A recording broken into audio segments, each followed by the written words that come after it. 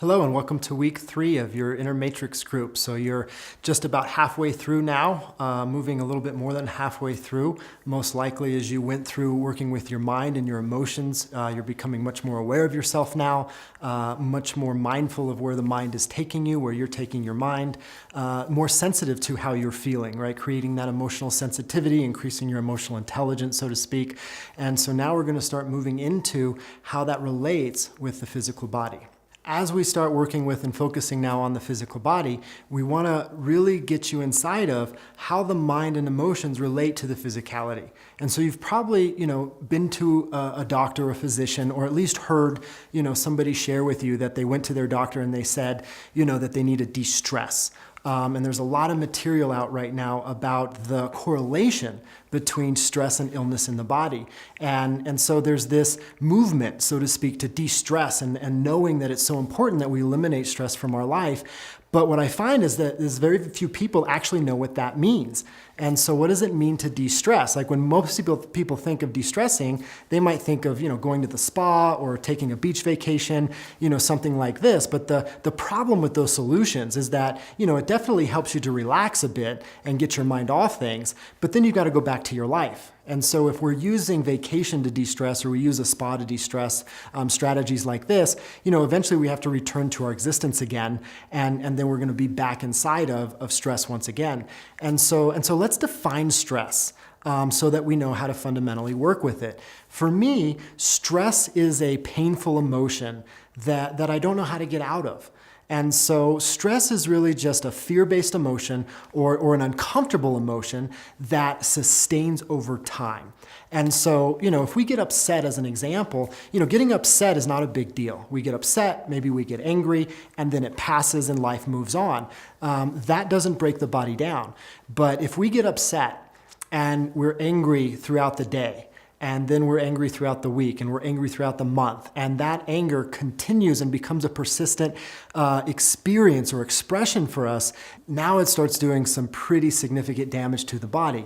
It'd be like if you clenched your fist, right? If I clench my fist and I clench it really tight and I let it go, there's no problem there. But if I clench it really tight and I try to hold that clench for 3 hours, my arm's going to be killing me, my neck is going to hurt, it's going to be a bad deal. You're not going to be able to do it. Let's take a moment and talk about what anger creates in the body, right? My heart races, my temperature is going to increase, tension shows up in the body. And so I might not notice it because it's just a minor tension, right? It's a defense mechanism to have tension in the body when we're upset or we feel threatened. And so let's say I have that minor tension in the body, but I hold it day after day, week after week, month after month. Now all of a sudden, that becomes a huge stress on the body. And over time, the body's going to break down. Not to mention, the adrenals are functioning in a big way, putting adrenaline through the body, and then the liver has to detox that. And so emotion is chemical, right? There is a component to the emotions that we feel being a chemical reaction in the body, and our body responds to the emotions that we're feeling. And so if we stop a moment and you think about all the things that happen when you get upset, you'll notice that that's a big impact on the body. A lot of times we also feel a tremendous amount of energy because of that adrenaline coursing through our system. But then once we move out of being angry, the high goes away, so to speak. And then that's why we crash. We feel really tired afterward. And so then we kind of peak and valley. Think about how different your experience is, as an example, when you're in a content state, or when you're joyful or happy or at peace. You have a lot of energy, the body is relaxed, you feel good in your physicality, there is no tension in the body, that's eliminated. And so that's a state that the body can produce for a long period of time without any negative impact on the physicality. And not only is there no negative impact, but it actually ends up creating a positive impact, because all the chemical reactions that start occurring in the body produce an optimal space for health and well-being to occur. And so when we think about stress, right, think of it as a fear-based state, or a painful emotion that oftentimes we can just get stuck in, we get caught in. And you know how you get caught in it now as a result of going through week 1 and studying the mind, week 2 where we went over the emotions. And so as we move into working with the physical body, what I want you to do now is really just start to pay attention to the physical body and what's going on mentally, emotionally when your body feels a certain way. And so the daily check-in that you're going to be doing throughout the day, once an hour or once every other hour, is just going to be very simple. You're just going to check in and go, hey, how does my body feel? Is it relaxed? Is it tense? Do I feel fatigued? Do I feel a lot of energy? Am I stressed out, right? What's going on in the body? Is there a certain place in the body where you notice there's discomfort? Maybe your stomach hurts, maybe your back aches. Just notice what's showing up physically in the body, what's showing up in the sensations with your body, and then tune in what's going on for me mentally and emotionally right now. And what you might start to notice are some correlations there. As an example, you might notice that your stomach aches. And when you pay attention to your stomach aching, you might notice that you're really worried about your kids, or you're really worried about what's going to happen in your job. And so you're really worried, or you're afraid, maybe you're in a fear-based state, or maybe there's a high anxiety there about what's going to occur somewhere. And as a result of that emotion of anxiety being present, and then the mind fueling that emotion by way of worrying about what might happen, you might notice that you literally have a stomach ache every time you're showing up that way emotionally and mentally. And then you might check in a few hours later or the next day when your mind isn't focused there, and you might be having a good time. Maybe you're out on a hike and you check in with yourself and you notice, wow, I'm feeling relaxed and at peace, and you're thinking about how beautiful it is, and you're looking at the trees and the scenery, and maybe you're enjoying the company that you're with, and you notice, oh, in this moment I'm feeling a bit at peace, I'm feeling joyful, my body's relaxed, and wow, my mind is going to just appreciating that which is around me. And so start to pay attention to the way your mind and your emotions, your body correlate to each other, so that you start to see the patterns that are playing out. And so just like when we worked with the mind and the emotions, a lot of times before we took the time, as you are right now, and paid attention to what is my mind thinking and what am I feeling emotionally, we had no idea what was going on. The mind was thinking us, the emotions were feeling us, and we were being defined by our inner world, or what we could call the inner matrix of our mind, emotions, and body, without even realizing it.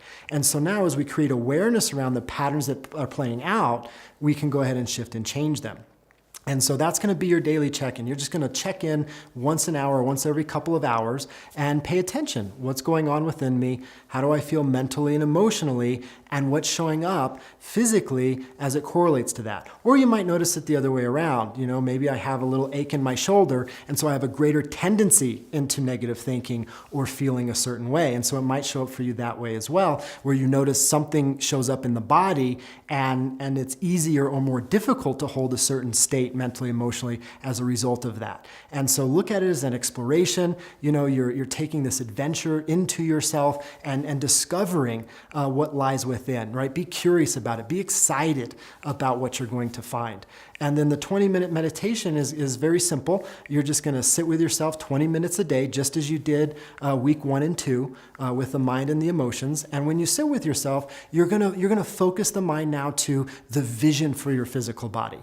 And so you're going to take that time once a day, and you're going to focus on your body and imagine as though it was in a state of optimal health and well-being. And so you want to imagine yourself feeling optimally emotionally. You want to imagine yourself in a state of peace, a state of joy, inspired, a ton of energy and vibrancy in the body. Imagine the body feeling relaxed. Imagine your mind is crystal clear and focused, and you're alert and you're coherent. And when you create the vision, I find it's often helpful for people to not relate to now, but to go 10 years into the future or 20 years into the future, and imagine if you were to do everything in alignment with that vision, what would be the vision you would create? And so in 10 years, what would optimal health and well-being look like for you if you were to eat well and take the right actions, and your emotions were dialed in and all those things were happening just right? What would perfection look like in the body? And imagine as though that perfection were occurring now within your mind, within your imagination. And so when you imagine your body in that state of optimal health and well-being, imagine again a crystal clear mind, imagine a focused mind, imagine clarity in your mind, think of yourself as being sharp mentally, then go emotionally, right? You're at peace, you're feeling joyful, inspired in life, you're living that sense of fulfillment in life, and then go into how does the body, how are you experiencing it physically? Is it strong? Are you vibrant and vital in the body? What are the things you'd be doing with the body? Myself, I love to ski and snowboard. I like, mountain biking, hiking through the woods. I love being active, right? And so I imagine myself, when I think of my body in a place of optimal health and well-being 10 years from now, I imagine myself doing all those activities in life, having all those experiences, maybe traveling to different parts of the world, things of that nature. Because if you imagine the things you want to do with your body, the experiences you want to have, that's going to inform what the vision of optimal health and well-being is going to look like for you based on what that lifestyle is for you and what's important to you. And so imagine the things that are most important for you to experience. Imagine as though you're experiencing those things right now, or that you'll be doing them in 10 years. And what is the physicality, what's going to be in the physicality, what's going to show up physically for you as a result of being in that optimal state. As you visualize yourself in that state of optimal health and well-being, what you'll notice is that you'll start training your unconscious mind, like we talked about in week 1, where as you just go through your day, you're going to have those food choices to make, and you're just going to notice, simply because your attention is on optimal health and well-being, you're going to have, the salad over the cheeseburger as an example. You're naturally going to say, hey, I want to move my body today, simply because that vision of optimal health and well-being is in your mind. And more important than the vision for optimal health and well-being, the lifestyle you're choosing to experience as a result of being in that state is going to be on the forefront of your focus, just by checking in 20 minutes a day and doing that daily check-in. And so if your mind is there in those little bits of time, you're going to see it correlate and transfer over to everything that you're up to everywhere else in life. And so as we start to meditate and we start to focus on our internal practice, or internal training as I call it, you're going to start to see that there's tremendous benefit that you're going to notice in the body. You're going to find your body relaxing. And by way of doing that, let's say that I've been in a place of high anxiety or anger, or I've been upset a bit, and I take that 20 minutes to do my practice and create vision. I'm giving the body that time now to decompress from that constant tension that we talked about earlier.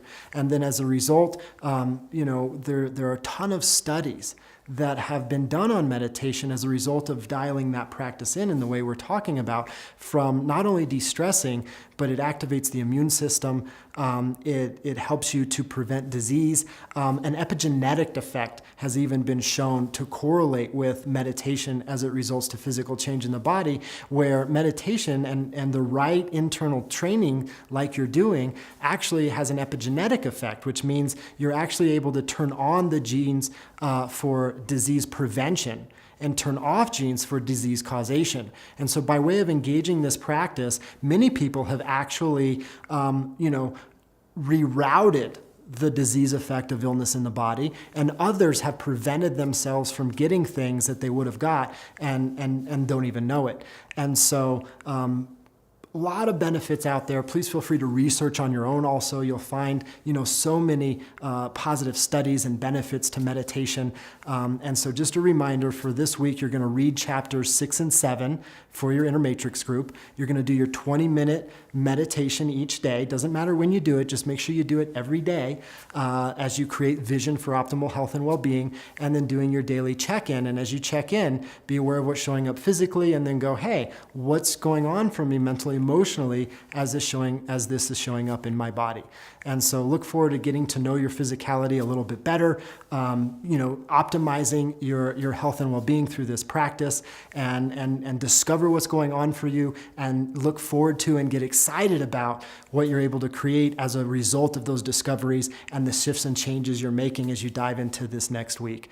Much love to you. Thank you so much for taking the journey, and we will see you in a week or so.